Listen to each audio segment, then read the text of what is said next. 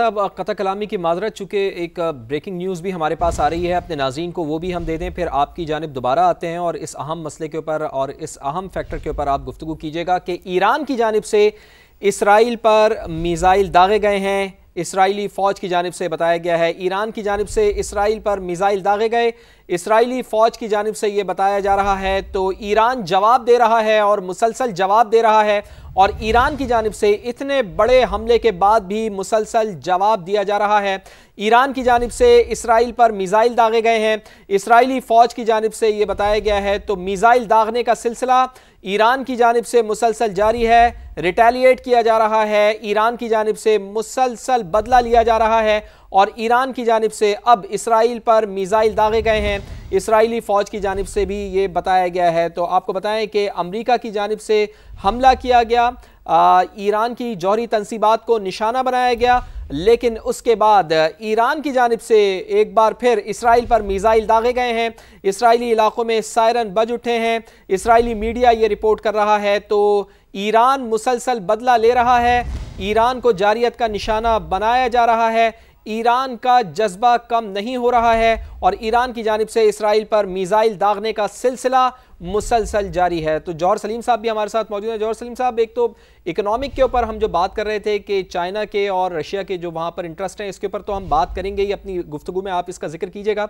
लेकिन मैं ज़रा जनरल साहब आपकी तरफ आऊँगा कि रिटेलिएट मुसलसल किया जा रहा है ईरान की जानिब से, उसका जज्बा ख़त्म नहीं हो रहा है, जज्बे को नहीं मार पा रहा है अमरीका। नुकसान तो उसने पहुंचाया है, लेकिन इस जज्बे को कैसे ख़त्म किया जा सकता है कि जब हम ये देख रहे हैं कि ईरान को मुसलसल जारियत का निशाना भी बनाया जा रहा है, लेकिन ईरान जवाब दे रहा है। जनरल साहब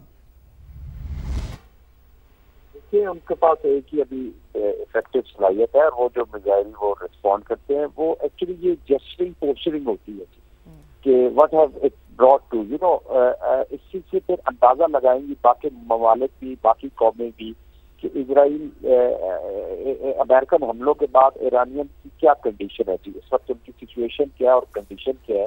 क्योंकि मैंने जैसे कि पहले बताया कि आपने अगर बातचीत भी करनी है तो आपको एक थोड़ी सी बेटर मिलिट्री एनवायरनमेंट की जरूरत होती है जी, मिलिट्री डोमेन में।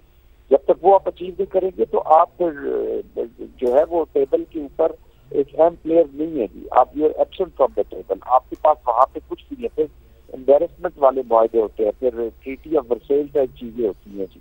तो वो क्यों करेंगे? और उन्होंने देखे उनके आदाब क्या है, वो रीच किसको कर सकते हैं?